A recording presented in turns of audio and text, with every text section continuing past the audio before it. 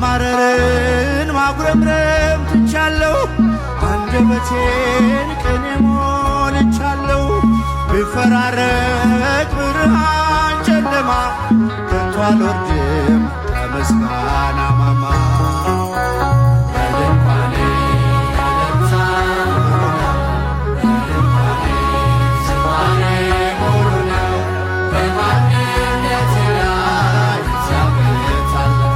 ድንኳኔ እጃችሁን ክበደሙ